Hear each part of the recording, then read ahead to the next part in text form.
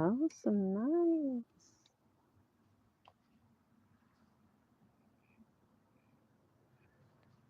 That's okay.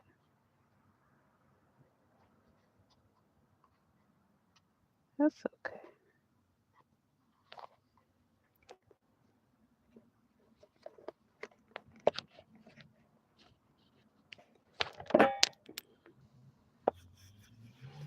Happy Saturday.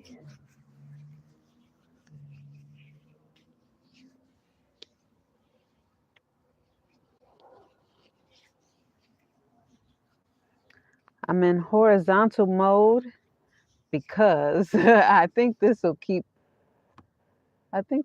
some trolls out because it won't be in the shorts. It won't be in the shorts pile.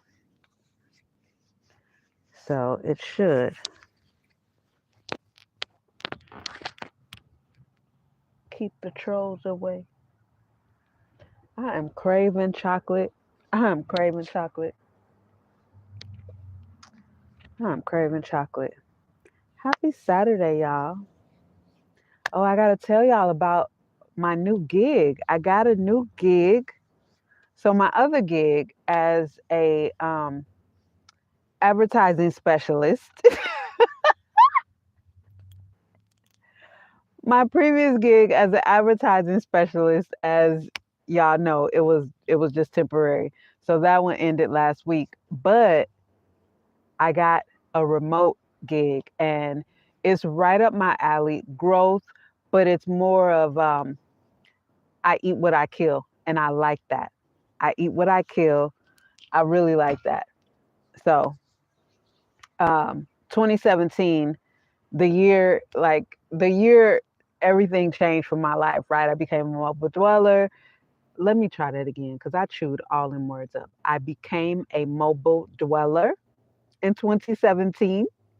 I also focused heavy on learning how to become an entrepreneur from being just self employed. Like, I know how to do that, but I don't know how to be an entrepreneur, to build a business, to put systems together, and all the things that goes along with being a business owner.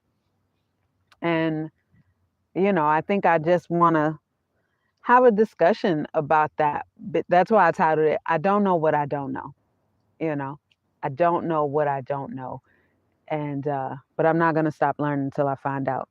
So this position, right now it's not sales, but at some point it will be, which I love. Okay. But each referral that I get, like each appointment that I set that turns into a sale, I get a cut of that. It's a specific dollar amount that I'll get. So it's not a percentage, but it's a specific dollar amount that I will get. And I like that. And I think I got one today. Hopefully it turns into a sale. But anyway, I like it. I like it. I like it. I feel like I've prepped years for this, right? So I enjoy it. And it's remote. Once I really get going on it, I'll be able to take it with me outside of California, wherever I go. Uh, but you know what, y'all? I didn't, I was in my 40s when I got serious about wanting to know about finances. I was in my 40s. I was in my early 40s when I got serious about being financially literate and knowing that's what I'm doing. And I've been investing for 5 years now. And one thing that I can say, that I can speak from my own experience, watching my own growth and my own portfolio grow, watching those little drips that I spoke about on another video, watching my little financial buckets fill up slowly. And each year, it's like the drips become more and more. I can tell you that as long as you have working ability and you're not losing brain cells, as long as you know how to comprehend and think and work, it's not too late to get started. It is not too late to get started learning about finances, learning about money management, learning how to budget. It's not too late. As I've gotten older, I can tell you now the reason why I've gotten so passionate about it, because for one, as a teenager, I was not a victim minded girl, period. I was not a victim minded Black woman. And so, leading into my financial literacy, I also cannot be victim minded. I feel like at some point, we as Black people, Black Americans, have to swallow the pill that we were lied to about everything. And then we have to take accountability to say, okay, and then I didn't go behind and read with my own and try and get my own understanding. That's where I got to take accountability. I didn't go behind my parents or whoever and read scripture on my own to get my own understanding, to see how it is wicked to live in poverty. It is not to say that if you cannot do any better, then that's it. You're reliant on someone else. But it is absolutely our duty and our right, as per scripture, to go out and make something of ourselves and work with our own hands and work together and build up something for our grandchildren, as scripture has ordered us to do.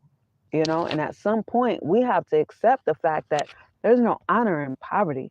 There's no honor in being scared to talk about money and being ashamed to talk about money, because we don't know what we don't know. But the information is out there and it's on us to find out. Plain and simple. It is on us to seek out the information, because the information's out here.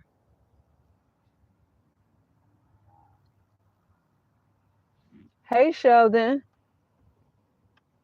look, I don't have to get so close to read now, but ooh, let's see. No, I don't want to report. I just want to read the daggone message without it disappearing.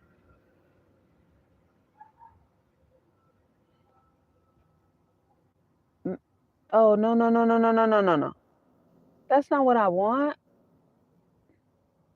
Okay. First thing, I'm trying, y'all. I'm trying. First thing, how do I get these messages just to stay? No, I don't want to zoom me in. And my battery's on. Okay, bear with me. Bear with me. Bear with me. I'm going to get it together. I will get it together.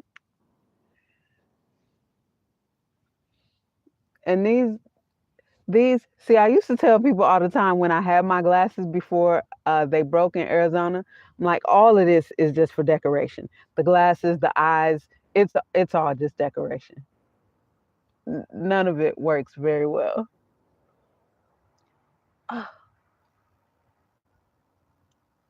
What type of content creator are you?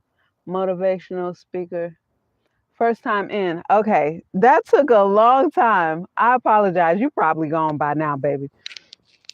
But I do apologize. I'm more of a documentary documentary style content creator. I document my life.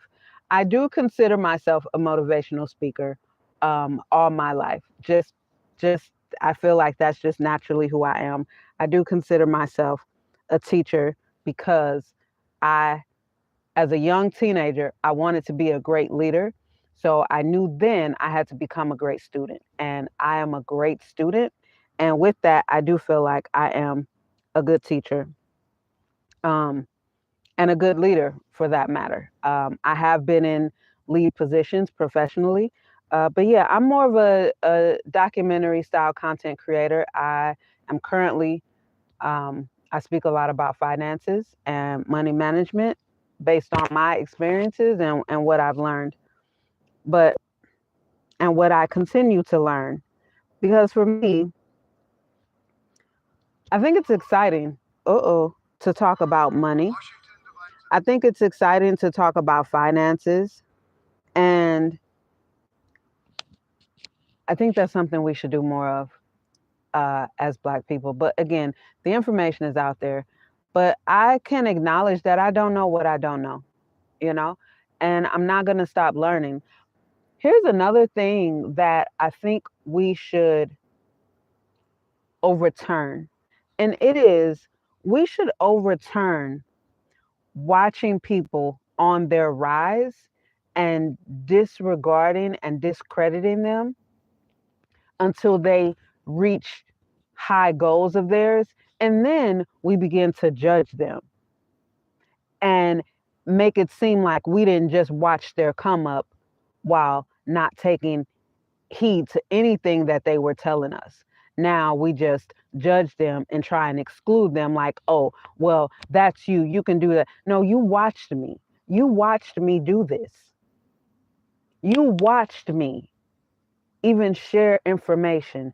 And now that because I didn't give up and you saw me at my beginning stages, now that I've reached my goal or some of my goals, now you want to criticize me for being on the other end.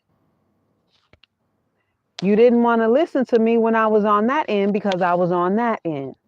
But just like infants, newborns, they start off small, but they don't stay that way. They start off not being able to speak or feed themselves or think or formulate words, but they don't stay that way. And so then we can't condemn them when now it's a toddler moving all over the place. Oh, working their hands and trying to really learn and manipulate their motor skills. We can't pull them down, which is what's really big in the Black community, even with just our toddlers. We don't want them, and I'll even be on the Black community. Well, no, I'm going to keep it in that because we got it bad. We got it bad. You know, we want to, and we can't. I saw something and it was on Instagram. It was a couple years ago. It had said, don't interrupt or disturb children when they are playing carefully, like they're being careful, but they're children. Did anybody see the post Rihanna posted of RZA climbing out of his playpen? And I've been speaking for years about baby steps. And people, adults, say baby steps as an excuse for them to take forever to make progress or to figure something out. And that's not how I see baby steps. I see it very literal because when you look at babies and their baby steps, they are just as enthused the fifth time they do something as they were the first time. Now they've failed. They haven't succeeded at doing it all these times. But the fifth time, they still are excited and they want to get back out. Like they're going to get fussy if you're not trying to do it. I mean, if you stop them from trying. And he was focused on his goal. And his goal was to get out of that playpen and go get his bottle. And it looked like he walked right back over there to the playpen. But he just did not. And then his attitude didn't change. He didn't whine, none of that. And he went to the other side. He found a solution. So he was executing problem solving, patience, determination, will. These are baby steps. So I think it would behoove us as a community, as a nation of people, to begin to pay attention when someone is in their early stages of their growth. What makes me say this is I'm seeing quite a few channels on YouTube that from people that look like me talking about financial literacy, goal setting, different things. And I'll watch the videos and they're great videos saying some of the same exact things that I say and have been saying for years, even before y'all met me. And they will hardly have any views. And It's just a shame.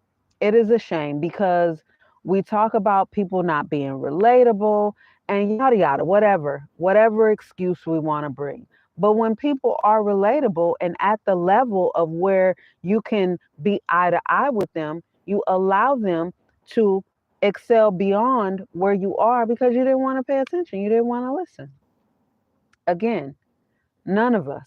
We don't know what we don't know, but we have to be willing to learn until we know. We have to be willing to seek out the information. And as conscious, coherent adults, we know when something is some fluffery and some bullshit. We know when someone's making sense and when they're not, mainly because you'll be able to relate to what they're saying. A lot of what I've been saying in my videos since I've changed my content to talking about finances and money management, people have let me know that they relate. You speaking to me directly. Look, because I understand. I'm right there with you. There's a lot of things that I've gotten past already, but I've been there and I'm there. I'm there meaning I don't have $100,000 in my stock portfolio. You know, I'm not getting uh, dividends right now that I can live off of, but I'm getting dividends. I do have a stock portfolio. I did learn how to budget and I do budget. I do track my finances every single day. I track how much I spend every single day. I track how much I spend every single day. And not only that, I'm not in a position to make fancy videos. I have a laptop, but it's old. And when I tell you, if I try to do videos from that laptop so I can, do all these different things on my screen, baby, y'all gonna think y'all are in 2004 all over again, okay? With 8 pixels. You hear me? But I'm here. I show up. I show up and I'm not ashamed or afraid to document my journey, you know. And I've experienced the backlash. I've experienced the backlash of growth. I've experienced the backlash of when I cut my bank debit card up on Instagram Reels and was like, I'm not ever using a bank debit card again, you know. I don't care about any of that because all of this that I'm doing is while I have the energy for my future. And I'm implementing what I learned as I'm able to, as I'm able to. So, and I learn from people that look like me because the information is out there. And I never felt like the video I did, Rich Auntie, Poor Mom. I never felt like there was any accomplishments in making excuses or feeling like a victim or looking at the house Negroes and taking on that mentality to say, oh, well, why try to do anything because Massa giving us everything we need. No, I've always been of the field Negro mentality. Look, I'm going to keep trying to break out of these chains so I can go do what I need to do. I don't need your handouts. I don't need you to give me anything because everything I need is already there laid out for me. Just like I mentioned about my ancestors who built up Black Wall Street. They weren't given anything.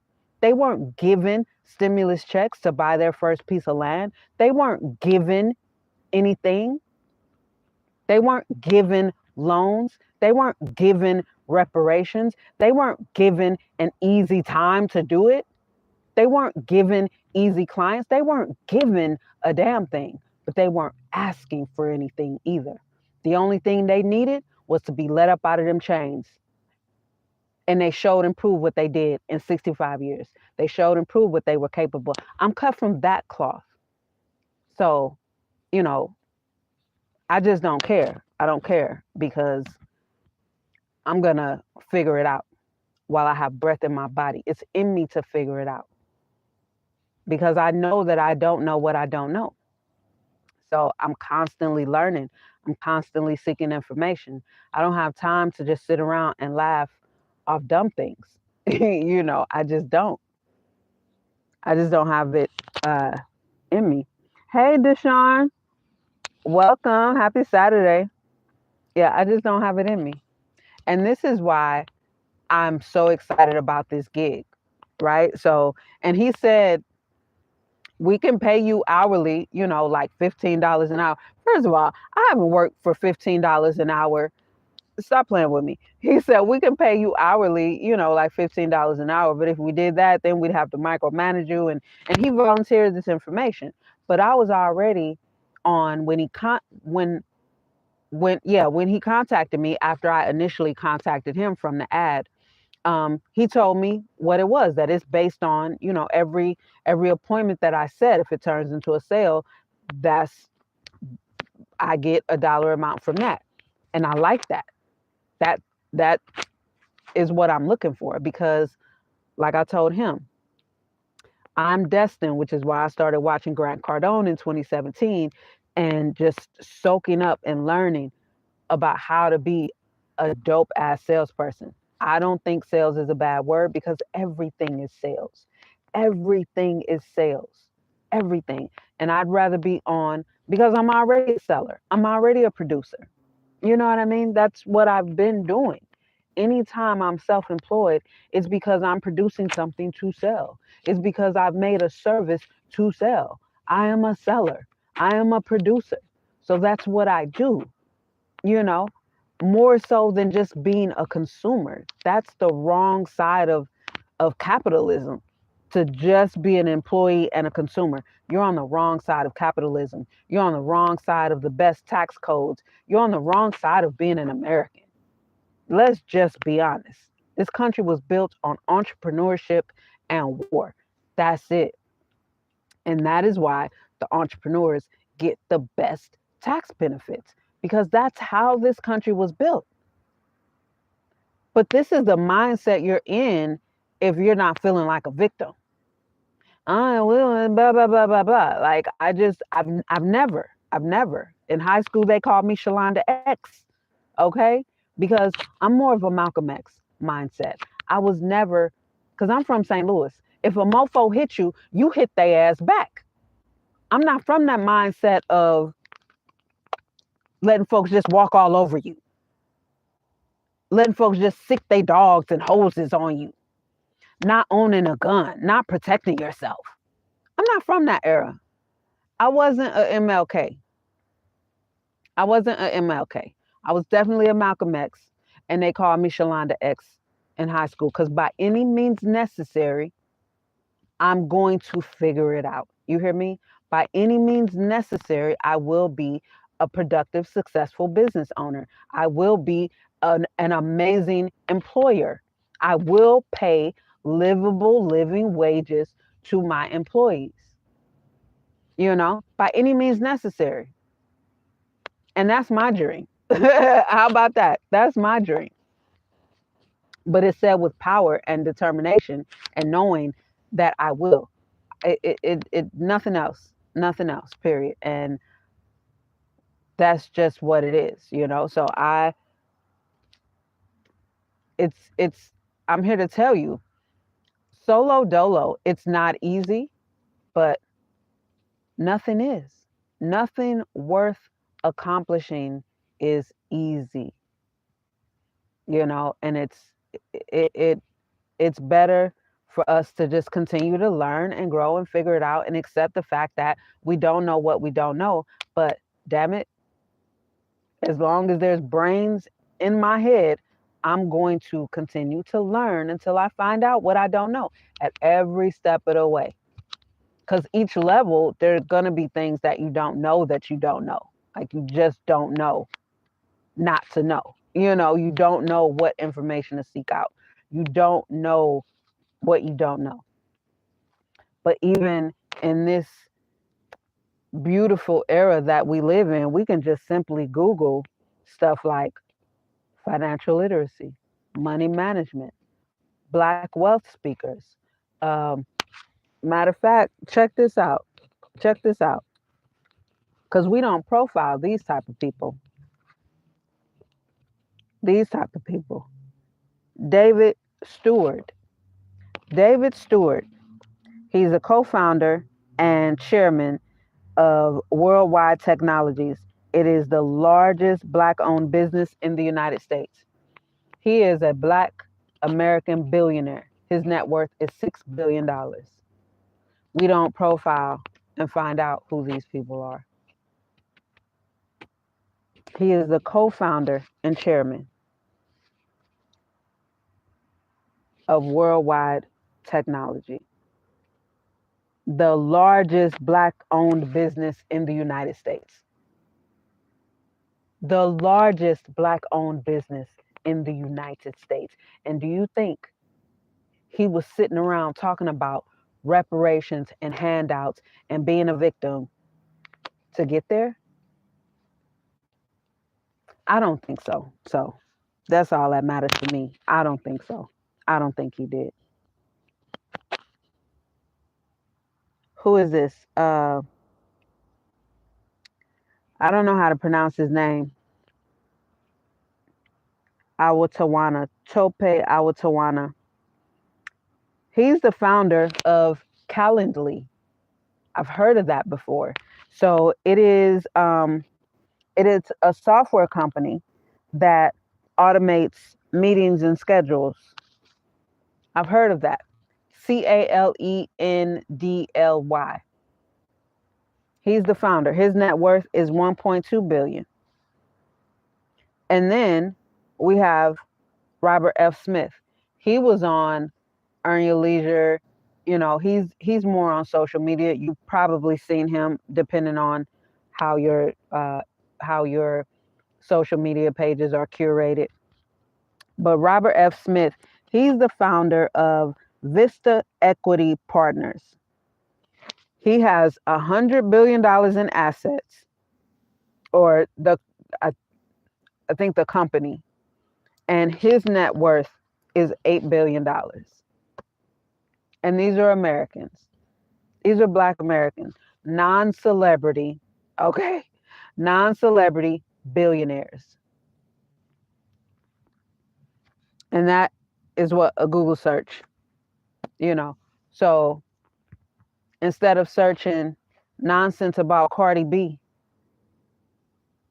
instead of searching bullcrap about Beyonce, how many people, probably not on this live, but so many people pay all that money for them Beyonce tickets? This isn't a speculation. You could tell just by the look of their outfits.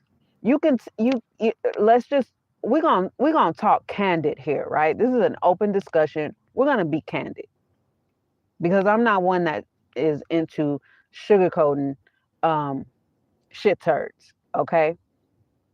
You could tell by the look of the crowd that there were far too many people there that probably had disconnect notices, and for sure didn't have the money to damn be there. You can tell by the outfits.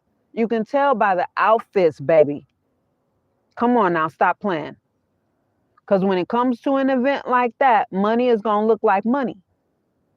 And what I mean by that is you're going to be well put together. I'm not talking about that flashy nonsense. You're going to be well put together. You're going to look nice by all standards. Not you looking bad in a badass outfit. You looking horrible. Your hair looking a mess, but this is you dressed up. You look terrible. You look terrible. You look like you got bills due. And it's not a judgment. We know our people. Let's not act like we don't. And I don't care nothing about the beehive. I don't care nothing about the beehive. I don't care nothing about the beehive. So, take it how you want.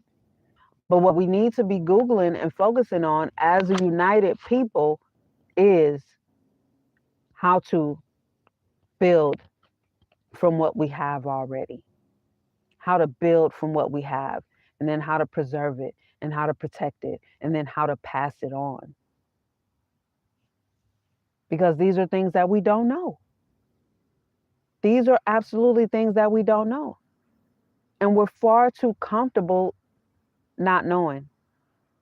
I'm just not comfortable. I'm just not comfortable not knowing. So I study and I try and I try and I put forth the effort and I make attempts and I implement what I learn and I fall on my face and I fall on my face and I get back up and I try to build and I try to build with other people and I fall on my face and I fall on my face, but I'm going to get back up.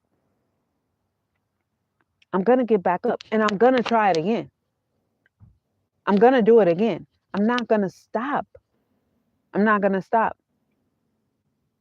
So we have to have that fire because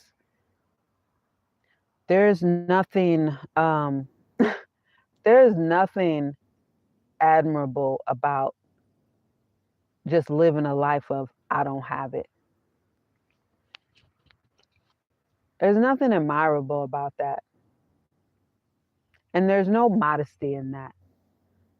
With all the effort, with all of the strength and the free will that we were given, with all of the sense that we have, we don't think it would behoove us to use any of it to try and become more so that we can have more, so that we can do more, so that we can help more people that look like us, so that we can guide and teach and lead more people that look like us.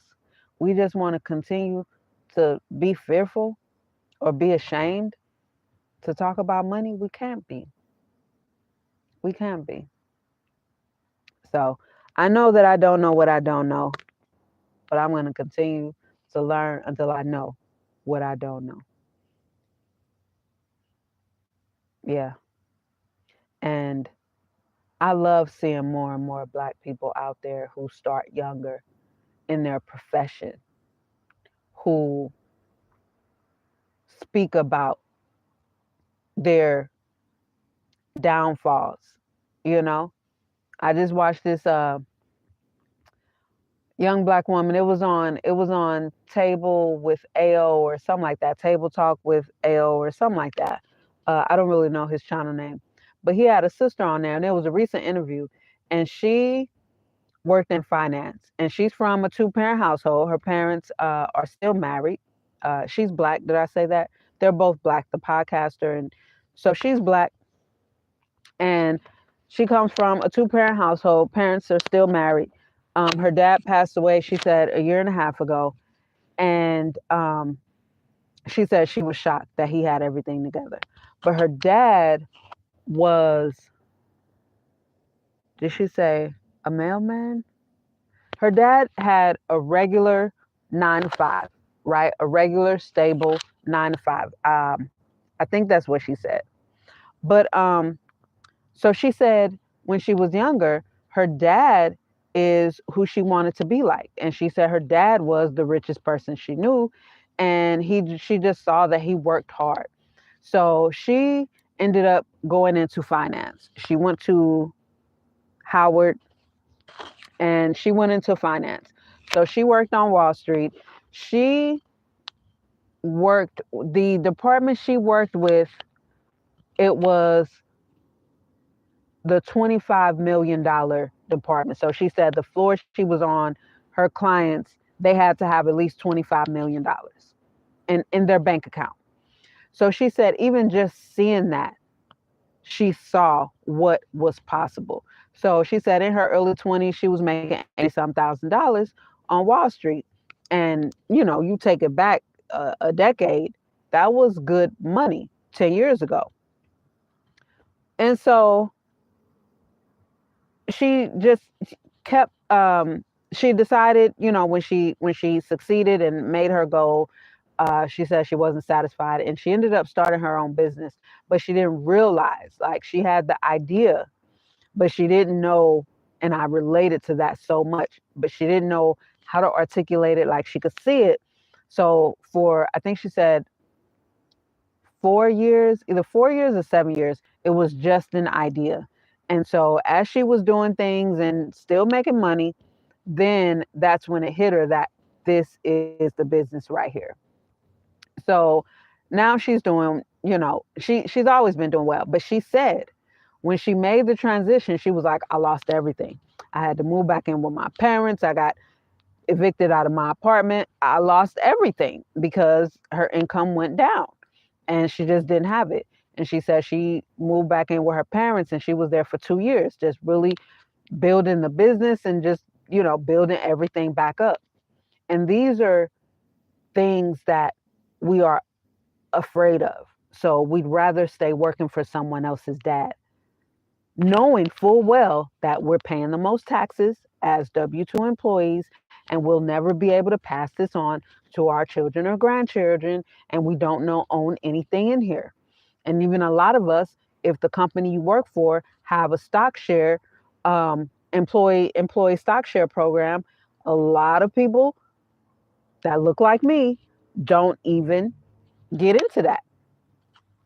Don't even take shares in the company. So, but it's safe. It's safe. Someone else took on all the risk. All you have to do is do what you're told. And it's a guarantee that you're going to get your paycheck until it's no longer a guarantee. Until you come in one day or you're going home one day and you get the notification that, you know what, we don't need you any longer. And then you put in 20 years at this company, you have no skills, you never bothered to bet on yourself, and now you don't know what the hell you're going to do. Your whole livelihood flashes before your eyes. You've given this company 20 years, 10, 12, 15 years, 36 years, and you have nothing to show for it. You were making good money, so you didn't bother to learn how to budget. You've never started investing. You don't have anything anywhere because it's risky.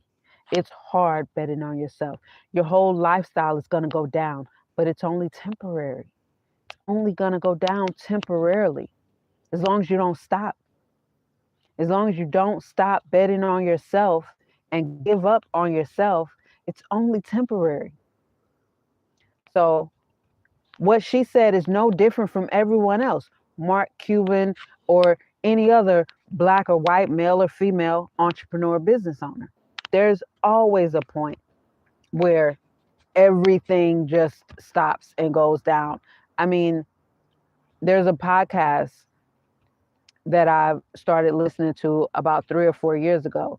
It's called How I Built This. And even on there, just listening to some of the founders, man, I don't know how I discovered that podcast. And at the time I had my cleaning company going, my cleaning business just for myself that I was doing. And it just, it gave me encouragement to know that I'm on the right track. I'm on the right track. Because hearing 40-some-year-old married men with children and a mortgage and a wife say that when they decided to quit their job and start their own business and things was going down and their home was almost in foreclosure and all these different things. This one guy, his son was like, well, now do you think it's time for you to get a real job? His 10-year-old son, this is a big boy. And you just hearing them all of them, none of them were an exception. You have that fork in the road where it's like, okay, are you still going to pursue what you're pursuing for yourself and the long term with infinite upside potential? Or are you going to chicken out and go back to what's safe with a very low ceiling? And all of them just continue to bet on themselves. All of them, even what's his name? Twice he had to sleep in his car, lost it all. The second time was in his 30s. His wife left him with the kid and took everything. Paul Mitchell, John Paul DeJoria. He was 37 the second time he didn't have anything, sleeping in his BMW. Or it was a Mercedes-Benz. Anyway, sleeping in one of them. And he was like, I bet it all on the business. And the investor pulled out the night before and we just didn't have it. We absolutely didn't have it. We had to bootstrap everything. We no longer had it. So we put together what we had and it all went into the business. And there was a place here, he said, and this was in Cali, you know, back in the day. And he was like, they had a happy hour where you get this and you get that for like $1.99. You know, just making it work, just doing what you got to do for yourself. You know what I mean? Doing what you got to do to get this idea because you believe in it. And that's me. That's me 100% of the way. And I'm not ashamed to show and share and document because one day, one day I will be there. One day I will figure it out. And all these videos and the videos on my Shalanda Elise YouTube channel from 2017, 18, from 2020, all these videos where I'm saying the same thing, the same thing. Maybe they're still somewhere circulating on the internet. The channel is gone, but from when I was started on YouTube in 2009 as a makeup artist, you know, just I am not gonna stop trying. You know, I don't care. Like I've experienced being married to somebody that was completely drilling holes in my ship. You know, I experienced that. I experienced being with the wrong partner. So when you hear people say, choose your partner wisely, and it makes a difference if you are with someone who absolutely is not for you or who doesn't have the same goals for their life as you have. Yes, it can derail you, but it's up to you if you let it stop you or not. But it absolutely can derail you. Absolutely, for sure. For sure. For sure. But I won't ever stop. I'm going to figure it out, and I continue to learn, and I continue to implement, and I just continue to strive, you know, and I continue to share what I learned, share my experiences, share what I know, and talk about what I don't know, you know, because those are the things that matter for real, for real. Is this thing stuck? No, it's not stuck. But those are the things that matter, you know, at the end of the day. So I know this is probably boring to somebody, but this is my type of topic, you know, for real. So it's an open discussion. What is it that you don't know that you don't know that you're seeking to learn? Because I had to learn how to plan. I had to learn the purpose of a plan. I'm such a free spirit. I'm such a free spirit. I think I spoke about this before. I would make a plan and then life would have other plans. And I would just throw my plan in the wind like, you know what? I adapt and adjust easily. No, Shalanda, no. You gotta focus, girl. What did you make that plan for? That's your anchor right there. That is your plan is your anchor. It's like the budget. This is your anchor. This is what keeps you grounded. Once I figured that out, I came to Cali. I had $300 in my pocket. $300. And I was on the Flix bus. All right. And I had made my decision. I'm not going to spend this $300 on an Airbnb. I'm not going to spend it on a hotel, motel, Holiday Inn. I said, I'm going to go to a shelter. I had been in a shelter before, not by choice, right? By circumstance. So I'm not above it. I said, I'm going to go to a shelter. Okay. Now, I didn't know anything here. I had never been here before. So I land somewhere and I get a lift and I get the shared one, right? Where they picking up different people because it's a little cheaper. So I got a shared lift and had a cool little conversation with the Lyft driver. So he takes me. I went to because I Googled, right? So I went to this place called Path, Path. I went to Path and I called. I'm standing like on the dock. I'm on the dock. I'm waiting for one of the case managers or case workers, whatever they're called. I'm waiting for him to come out because he had already told me over the phone that their facility wasn't for me. Like I didn't, it wasn't for me. But he would give me some, uh, some. He would let me know where I could go.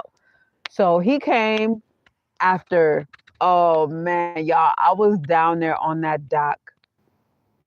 I want to say for about 4 hours. About 4 hours, I was down there on that dock.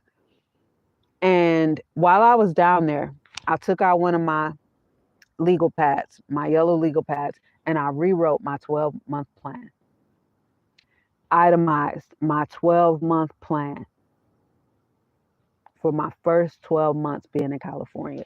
And when I tell you, that's why I feel like I've done so much because I hit the ground running. I was just doing things and just checking off my list, checking off my 12 months. I didn't come here to play. I didn't come here to socialize. I didn't come here to date. I didn't come here to kick up my heels. I came here to get busy, to get busy. Now, I didn't know where I was coming to, right? But I came here to get busy. And I had this grand plan of I was going to stay in the shelter for 2 years because that's what they give you. And I was going to stack up my bread. Baby, I couldn't be there 2 months. I couldn't be there 2 months. It was on Skid Row, and just the smell of feces in the air constantly, just in downtown LA. I couldn't take it anymore. I couldn't take it anymore. 2 months was all I could do. And then it was cold inside there. So I got on Craigslist and I'm looking for gigs. And I ended up finding this gig. It was in the gig section, not the jobs, but in gigs. And so it was working with his name is Mark, but the name of his cheese shop was Itty's Cheese. Itty apostrophe S. Itty is his nickname, like itty bitty, because he's short. So now he has he works farmers markets, right? Your regular farmers markets, and he sells cheese from only California farmers, and so dairy farmers. So he had just literally 30 days to the day had just opened up a booth in the LA Original Farmers Market. So quite a bit different from what he was accustomed to. So I landed in here in Cali October 31st, like 9:30 something in the morning, 2019. And I saw that I had a couple other opportunity. Well, I had one big opportunity. November 1st, I got a call because I had called. I was on Craigslist while I'm on the Flixbus. As soon as I entered California, I started doing that. So I got a call I saw an ad looking for, they were putting on a new TV show, a new cooking show, and they were looking for, people to come on and cook. So I pitched my idea because in Arizona, one of my hustles, I would cook and sell plates of West African food with my twist to it. So I pitched my idea and they liked it. They actually wanted, but I needed $5,000 in sponsorship. Again, I'm just getting here. I didn't know anybody. So that was November 1st. November 3rd, I had an interview at the cheese shop. November 6th, I started. That was my first day on the job. So I was doing that. And this is in LA, um, right across the street from the CBS station. And it was like I was rubbing elbows, meeting people, because I'm dope as fuck, right? So I meet people very easily. I'm in there slanging cheese. You hear me? I was slanging cheese, putting together trays, and he also had stuff in there from other local artisans like jams. And it was just a single woman, just a woman. She made jams and he sold her jams in there. I eventually had my crochet. I made some crochet market bags that I put in there to sell. But that was that was in March, right before it shut down. But anyway, Ellen DeGeneres' private chef, he would come there. So, I'm shooting. It was just, I was making connections. It was just perfect. And then the world shut down. The world shut down. And nobody had, like, y'all was here. The world shut down. Okay. But I hit the ground running, you know, I hit the ground running. And like I told y'all before, from there, I started doing a daily YouTube show on my other YouTube channel, Monday through Friday. So I'm doing mad research every day. Like, I was putting in a lot of damn effort. And then I started caring for a woman. She ended up dying. I found her dead. Like, I've done a lot since I've gotten here, but it's all just been from my own efforts and just attempting to make connections. I started investing with Derek Grace, investing in myself through getting into different arenas with Derek Grace. And this was before he stopped teaching. So I was on some Zoom calls with him where I was able to ask him questions directly. And then I immediately was implementing what I've learned. And during that, going back to learning what I was learning from Grant Cardone about sales, man, when I tell y'all, I was on this strict schedule. So in Arizona, I put myself on a sleep schedule because I'm a nocturnal early bird. And like September in Arizona, I was like, if I want to be serious about being a business owner, I got to get myself on some kind of schedule because I'm more productive from 4 a.m. to 7 a.m. than I am from midnight to 4 a.m., right? And so I decided to put myself on a 4 a.m. to 2200 hour schedule. So 4 a.m. I'd wake up, 10 p.m. I'd go to sleep. And it was difficult. Like, I'd have it in mind to start winding down because it's really difficult for me to go to sleep that early, even waking up at 4 a.m.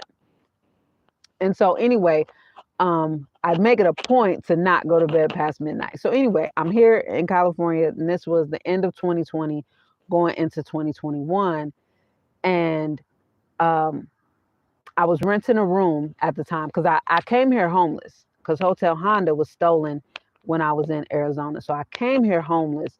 So I'm renting rooms and doing that whole thing. And so I would wake up at 4 a.m., put my phone on Do Not Disturb, and I would just, for one, I'd meditate, stretch, do my morning wake up thing. And by 9 a.m., I had so much done.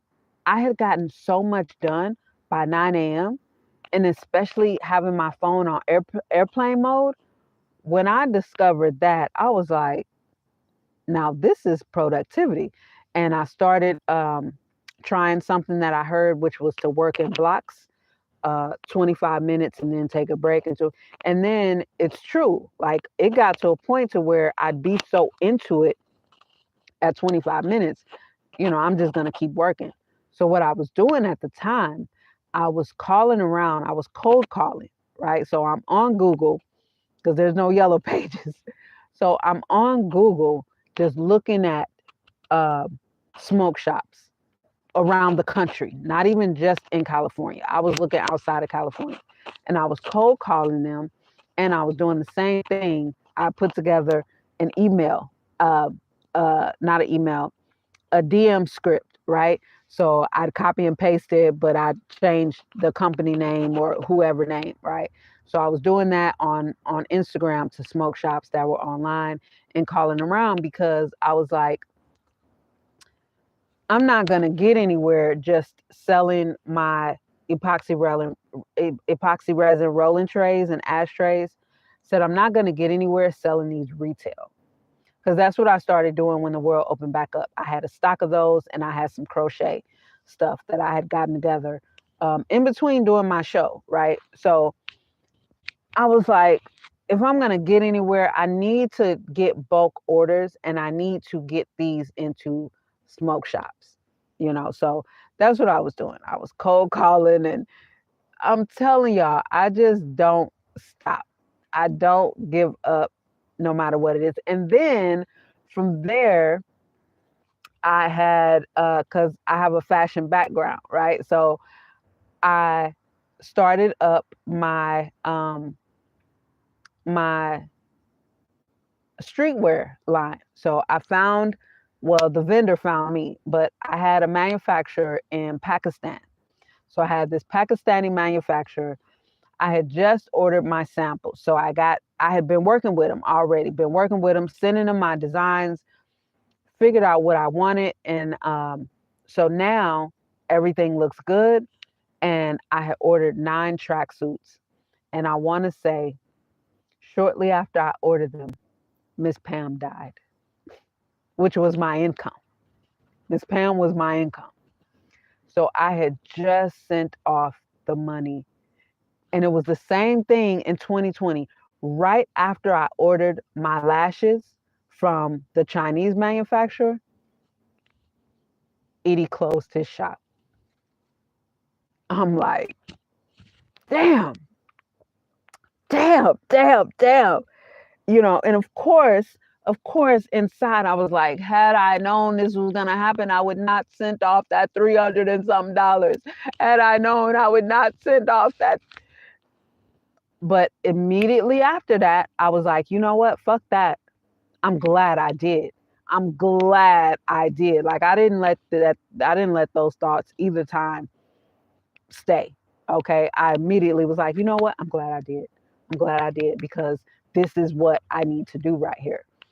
But what made it difficult is with my income being cut right from up under me with my lashes, I wasn't able to reorder because I didn't sell out fast, right? Like I was hustling. And even with that, I started calling beauty supply stores to see if I can get orders to get them in on the shelf. And so I've done a lot, and then I started my cleaning bit. Then I was caring for this guy, Craig, this old guy. And that's where I decided when I was taking an Uber or Lyft, whatever, to his place from the room that I was renting because Miss Pam died now. Thankfully, I only signed a 6-month lease and not a 12-month lease. So my last month there, I only had $800.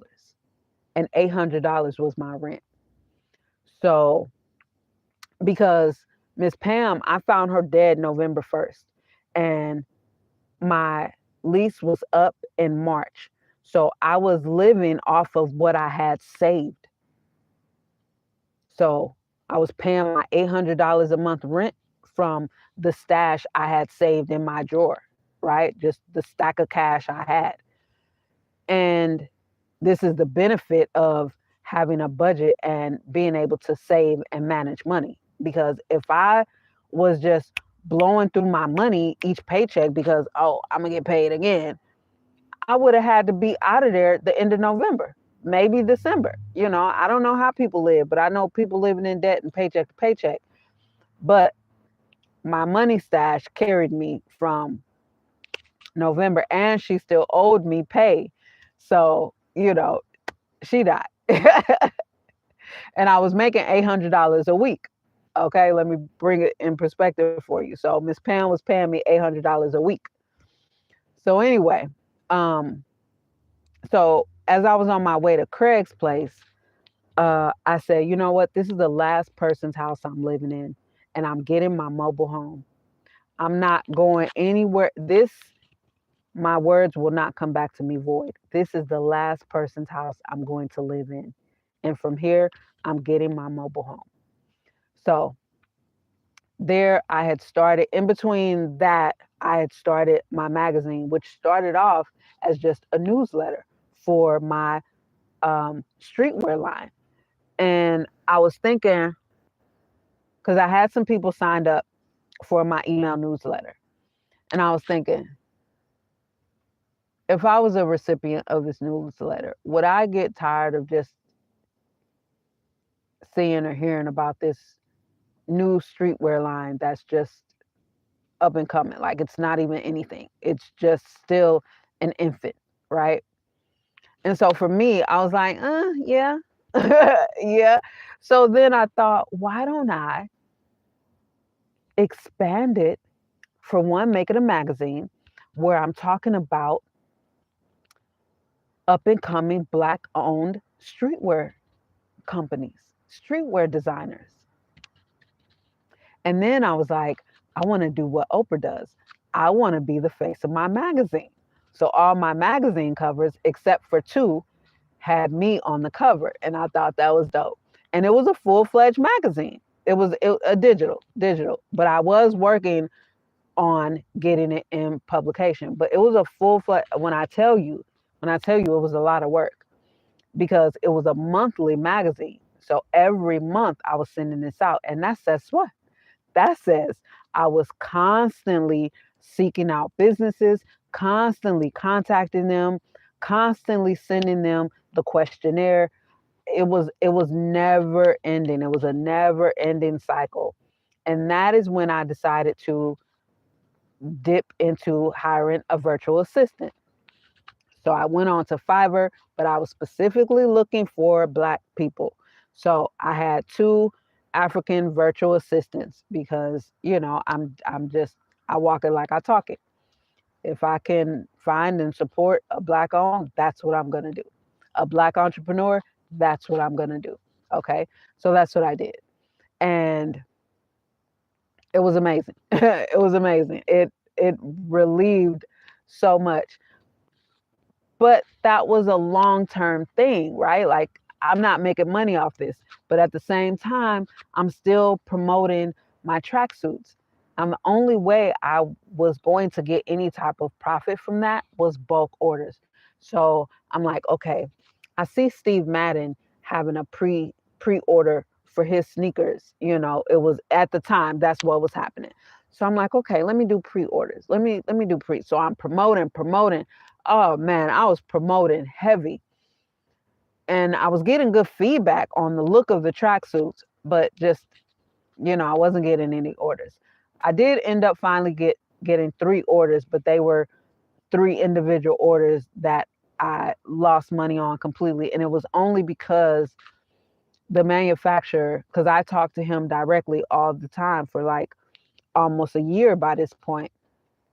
And so he really was supporting me and backing me. And that's the only reason he took them orders, because it needed to be bulk orders, like bulk in each size and different style and different things like that. So, and I only had 2 different styles. And I think I had 5 different colors. Yeah, 2 different styles, 5 different colors, um, ranging from, I think, small up to, I think, 3X or something like that. But anyway, I got 3 orders, um, lost money on it, like didn't make a penny on that. And life was lifing. And so while I'm there, I was like, maybe I should start a cleaning business because I do enjoy cleaning. I really enjoy cleaning. And I want to show, like, everything I do, it's either go big or go bigger. I don't like doing things just basic and how everyone else is doing it. That's just not my nature.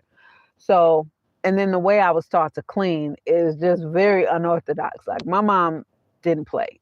When I tell you I was Cinderella minus the 59 minutes of beauty. Okay. It was just straight Cinderella. So I have a very unique and thorough way of cleaning. So I was like, maybe I should start a cleaning service because I would love to show people what clean really looks and feels like. So I said, all right, what is my target audience persona? Who do I want? What do they want? What do they look like? So that's when I created my target audience persona, my target audience, and I was like, okay, they're in Orange County. The customer base that I want is in Orange County. They're not in LA County. And I was in El Monte, California by that time. So which is like 45 minutes whatever direction of LA. So I was still in LA County. And Craig had, I think, 3 different cars. He was an old dude, horrible with money. Horrible.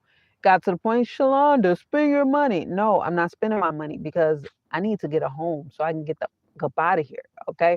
So anyway, he let me use one of his cars to go out there. And that's how I built. And I grew quickly. Like I quickly grew to 7 clients, and from zero to $5,500 a month in a matter of like 3 months, And I got the hell out of there. I got out of there.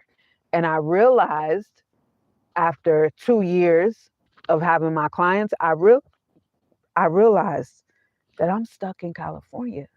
Like the way I set this up, I would be stuck here. And I did start interviewing.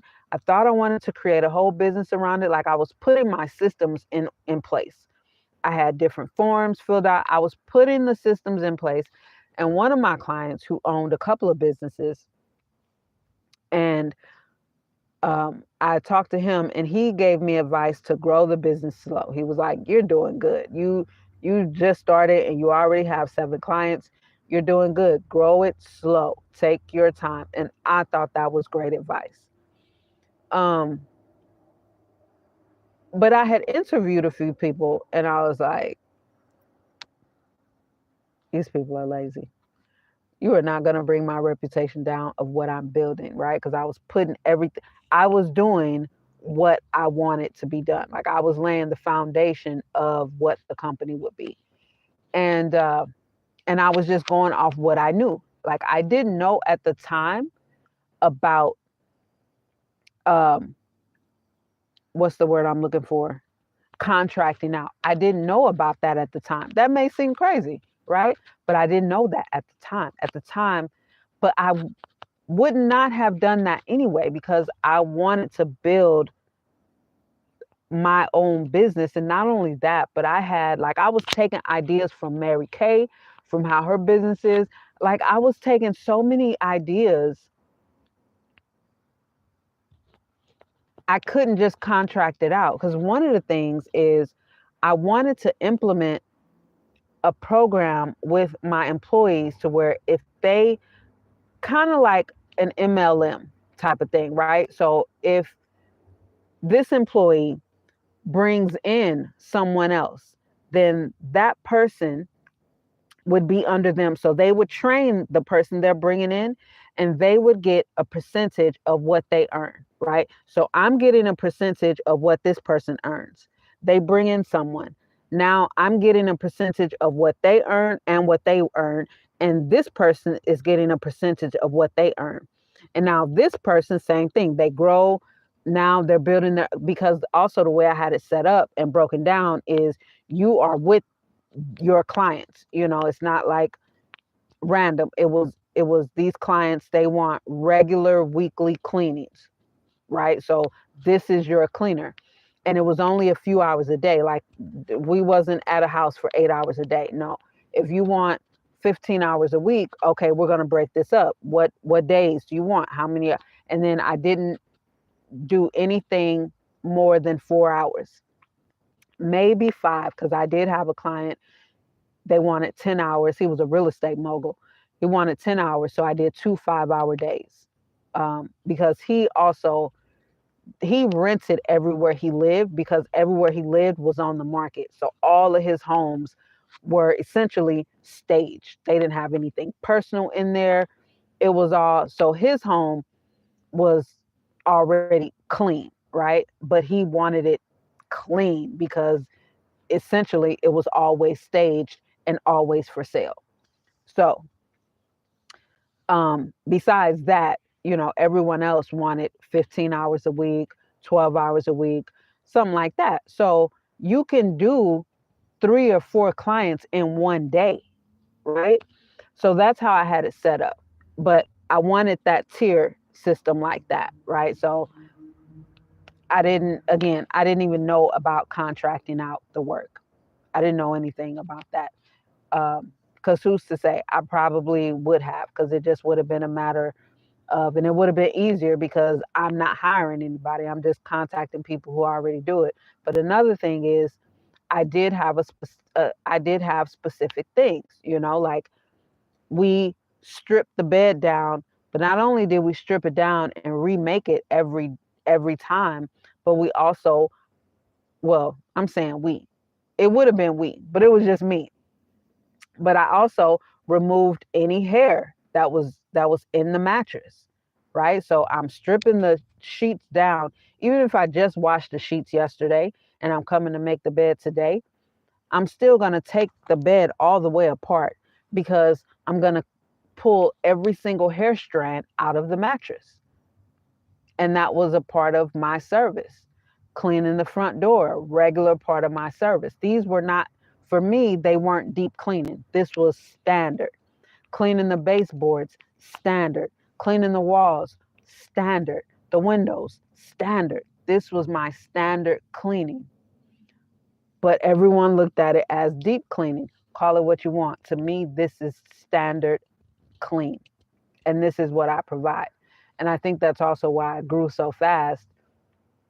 And, it just worked.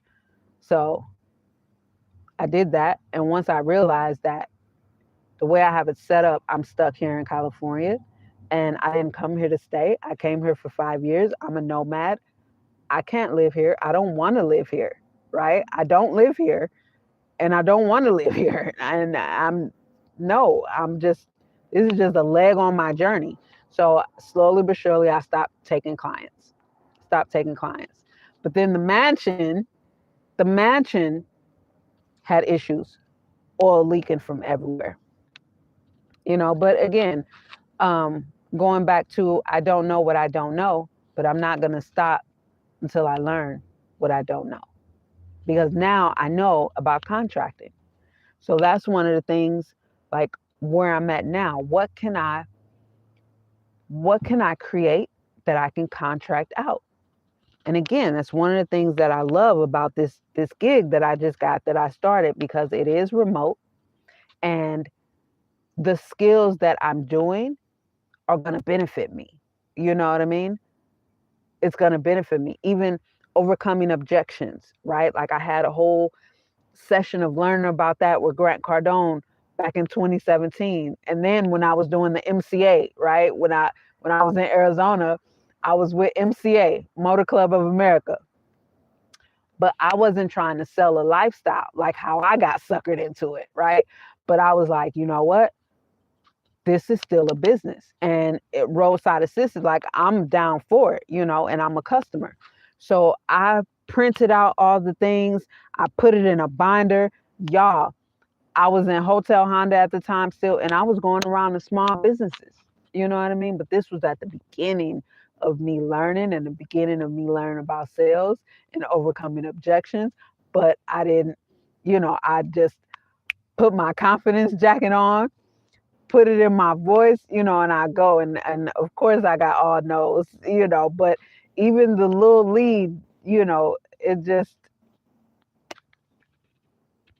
I don't know. It just, I just don't stop. I just don't have a give up in me.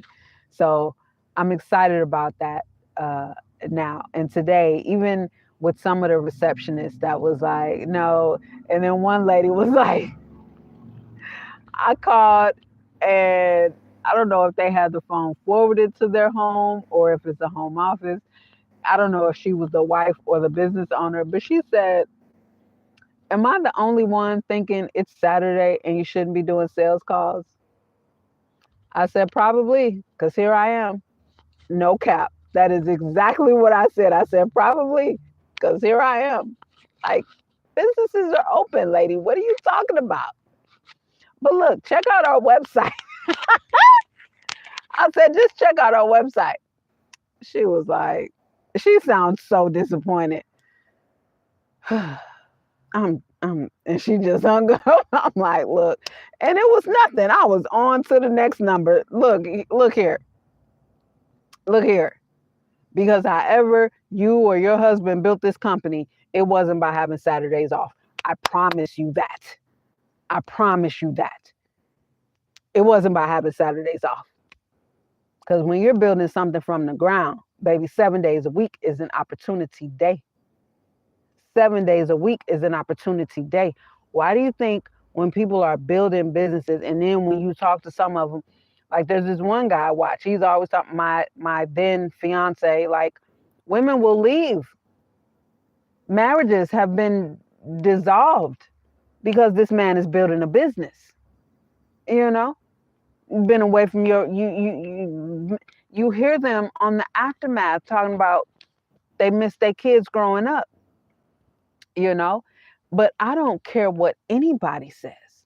No trauma trumps growing up in poverty. I don't give a shit. I don't give a shit. No trauma trumps growing up eating syrup sandwiches and trying to make light of it and jokes of it. Fucking mayonnaise sandwiches. And I'm hearing people talking about they eating starch and I don't care. No trauma of a parent trying to build something will trump living and growing up in poverty. Roaches crawling on you, being put out as a kid, you and your mom homeless. I don't care. I don't care what anybody says. Constantly hearing you can't have it, you can't have it, you can't afford it.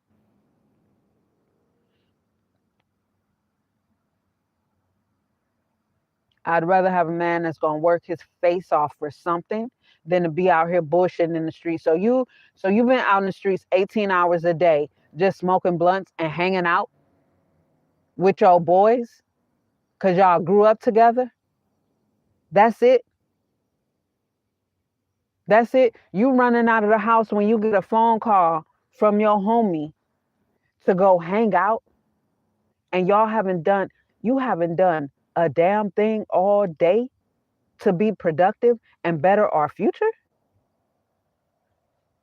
Of course you got good dick. You ain't got nothing else going on.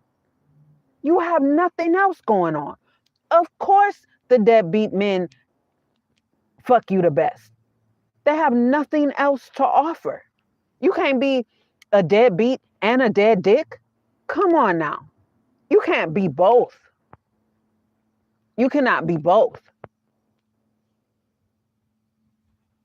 You're going to be a deadbeat. You got some damn good dick. And that's what's keeping this chick all fucked up and baffled like, oh, yeah, we're going to stay poor. I'm okay to be broke. I'd rather. No, no trauma trumps growing up in poverty, growing up in the struggle, growing up just strictly on survival. But everyone who has put forth effort to make something happen for themselves and for their family, yeah, they all tell you they either lost their family, lost everything,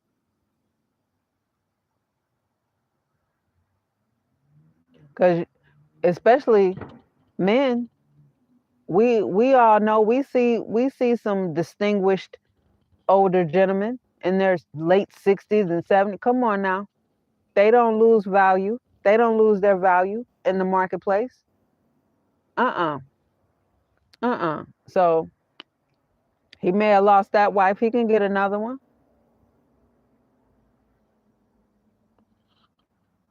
Shit, I met a multimillionaire in San Juan Capistrano. He said he never been married, don't have no kids, and was happy. Didn't want any. And he in California, baby. Look, they gonna take half for sure, and that's real. That is real, real. But I'm just saying, I won't stop.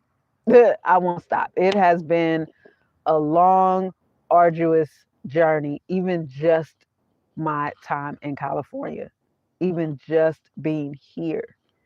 I have put forth massive amounts of effort and energy, and I've learned so much, and I implement it. And that is why, even right now, I have more in the background than I did when I first started this whole thing, when I first came to Cali. Like when I came to Cali, I had $300 in my pocket to my name. I had $300 to my name everywhere in the world. All I had was $300 when I came here. That was it. That was it. I didn't have anything anywhere else. I had $300 to my name. Now I can say I actually do have a little bit of a net worth. A little bit of a net worth. You know, I have assets that can be liquidated. I have assets. That's a net worth, right? I can say that now because I took action on learning what I didn't know and implementing it. Not just, you know, hearing and watching and being in these rooms for entertainment. So, yes, it's hard. It's hard. And it's hard solo dolo. And it's hard with inconsistent income.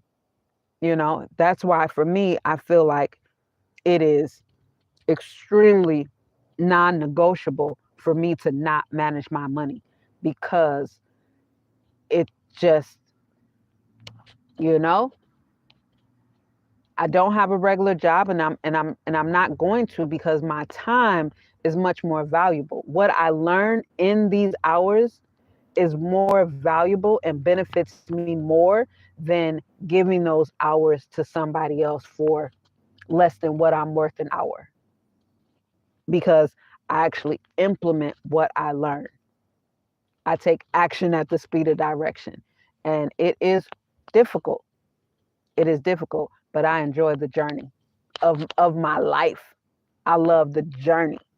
I wouldn't trade my life for anything. I wouldn't trade my life for anything because even right now, as good as it feels to know that I have some net worth, it's going to feel 115 times better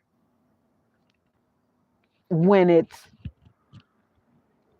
massive, okay? When I got it. It feels great now. But when me living below my means is higher, it's gonna feel even better, you know? It's gonna feel even better. Even something as small as once I'm no longer once I no longer have to preserve my gas and my driving, right? Right now, I have to. I have to be very cognizant of my driving, especially during the times when my income is off and it's just reliant on the drips that I have out there. This is a part of the journey that I'm here for. I'm here for this part of the journey because this is my story. You know what I mean? Because through it all, I still am able to be an inspiration to people. I still have my experiences of even before now managing my finances better, right? I still have all these experiences behind me that I can share with people. So, like, none of this matters. None of this matters.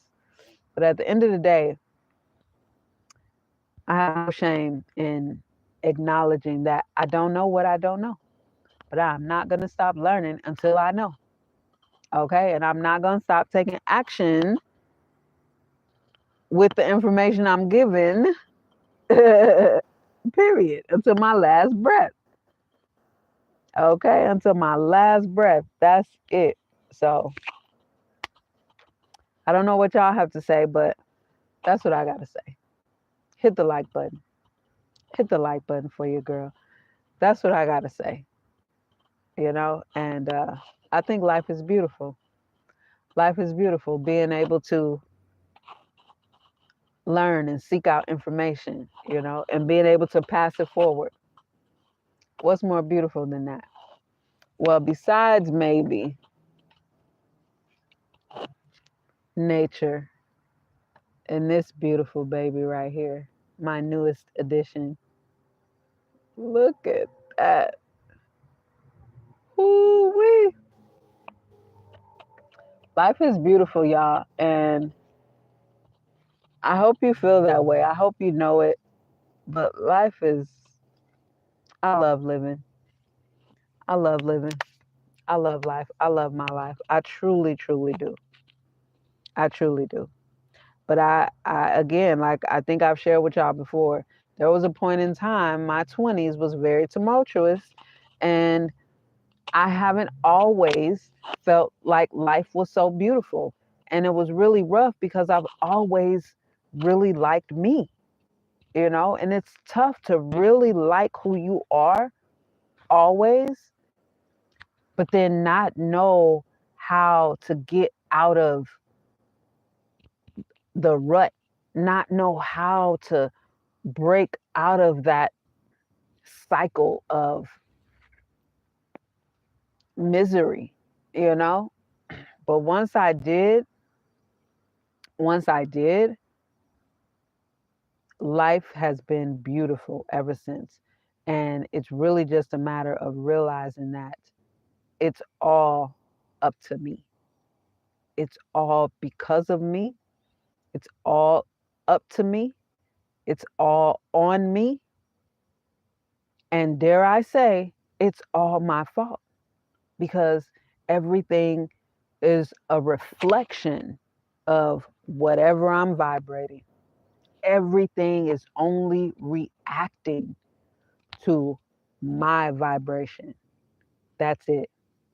Because my experience doesn't affect anyone else but me. So how could it not be my fault because of me? And when you see that, when I realize that, and I'm like, this goes both ways. Like I had to tell my kids, if you're not going to give me credit, you can't blame me. If you're not willing to give me credit, you cannot blame me. You've been making your decisions for yourself for the majority of your life. So if you're not going to give me credit, don't blame me. Period. And that's what I had to realize for me. If I'm saying every sour, negative, traumatizing thing that happened to me is my fault and because of me, then that means I can make great things happen for me. I can put out a vibration to make good things happen for me. If I'm acknowledging within myself that all of my trauma from a child, and I do say that, from childhood, from when I was a dependent, if I'm willing to acknowledge that everything that happened to me happened because of me, then I need to accept that I can be the reason and the reflection of good things happening for me and to me because of me. I can't say on either way, I can't say it's somebody else's fault that I experienced this trauma. And it's somebody else's responsibility to come and make me feel better or make me better or make me whole or lift me up. Because either way, I'm not getting anywhere. I can't say it's my fault that this trauma happened to me since I was a child. And because I'm acknowledging that, somebody else should come and rescue me. It's somebody else's responsibility to come and save me. It doesn't work that way. I can't acknowledge that I did this, but then I don't have the power to make it better. Yes, I do. Yes, I do. Once I realized that my experience in this physical is a mirror, an actual mirror, like that's what scripture means, Nothing is unclean unto itself except for the one who says and sees it as being unclean. That thing's not unclean. You are unclean. That's why you see that thing as being unclean, because it's a reflection. And this is why I never saw myself as a victim, because I I'm not a victim. So I can't look out into the world and see a victim, because I'm not a victim. So it's just not what's reflecting back to me, because I'm not a victim. So if my experience is a mirror, of course I don't see a victim, because I'm not a victim. You know, I'm not a victim. So I don't see that. I don't see that. That's not my experience. I have full and total control over me. So I control my thoughts. I had to learn in my 20s, you can't keep letting these, because you're not there. You're here right now. You're safe right now. Right now, you are safe. You are here. So why are you sitting up here dwelling on an experience that happened? And right now, these are just memories. Okay, you just got a memory of it. Kill the memory. Kill the effing memory. Because right now, in this present, in this present gifted moment, you are doing a disservice to and shitting on by dwelling on memories of a period past that's no longer happened to you. You're not going through that right now. How disrespectful. How disrespectful can you be? Because you could have just not woken up today. You could have just not been able to see today. You could have woken up and didn't have a voice to speak today. You could have woken up and fell straight out of the bed, realizing that one of your legs no longer works at all and has to be amputated. So, in the present moment, once I realized that I'm safe, I'm healthy, and I'm in control, I took control. And no matter how hard it is figuring it out, I'm going to figure out how to establish a business, how to do whatever I need to do. My next goal that I've already planted the seed is, I'm not rushing it, however, by Q1 2025, I would like to have a Black male accountant. I'm looking for an accountant. I'm looking for an accountant. By 2026, I want to, now this is the buy date, right? Like by the end of 2026, I want to be working on my trust, putting my trust together, so having all of my different entities established, this and that. And this is why right now I'm like, okay, I need to find an accountant. I need to find an accountant because I need that guidance of where to go, where to go financially, where to go. What do I need to, from someone who knows more than I do. So that's where I'm at right now, looking for a Black male accountant. And I want a Black male because I genuinely believe he will have my best interest at heart. And I think they are uh, just amazing. I learn very well from Black men, and I love Black men. Love Black men. I just don't have anything bad to say about Black men. So that's what I'm looking for, and that's where I'm at right now. Because again, I don't know what I don't know, and I don't know what I need to be doing to start this process. I just know that seems to be the most reasonable ground zero step. Get an accountant. Get an accountant and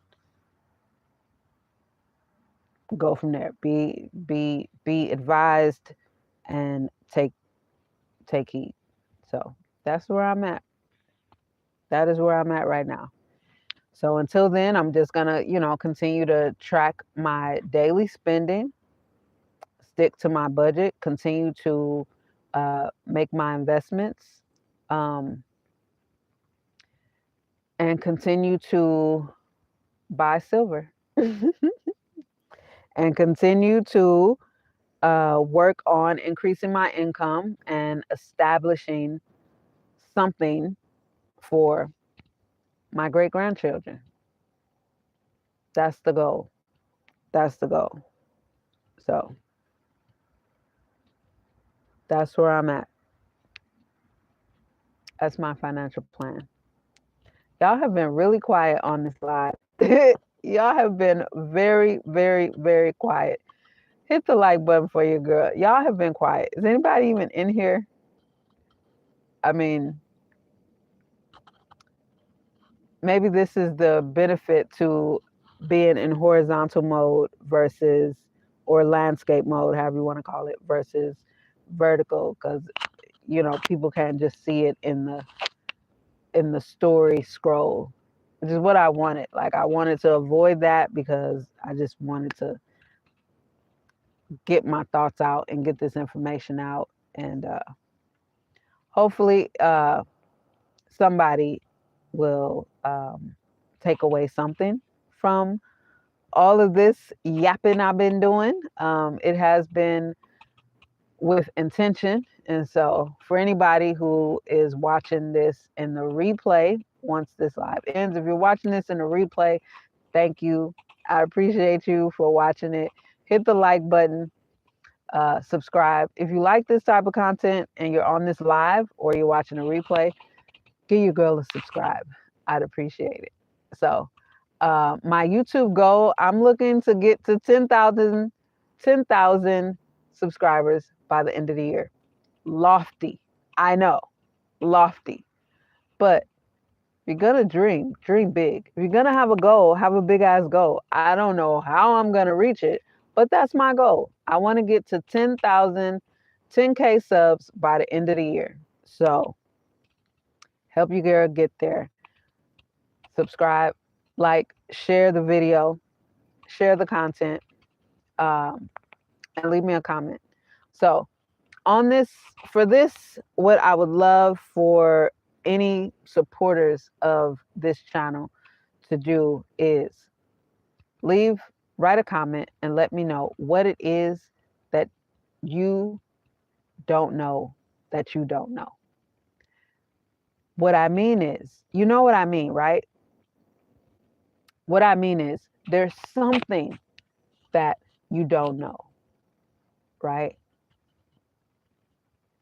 And the don't know what you don't know part of the question that I'm asking is, what is it that you don't know and you don't know how to get started, or you don't know how to take action, or you don't know what your action steps should be? Like, you found out that this is what I don't know, but now I don't know how to get started. Like, I don't even know what to do. Now that I know, I don't know this thing. Okay. I don't know how to budget, and I don't even know how to get started. Right. So that's what I mean. So leave a comment of what it is that you don't know, Everybody on this live, thank you so much. I appreciate you for rocking with me and listening to me. And hopefully you got something out of it. Hit the subscribe button, hit the like button, share the video, and I will see you in the comments later. Peace, y'all. Oops.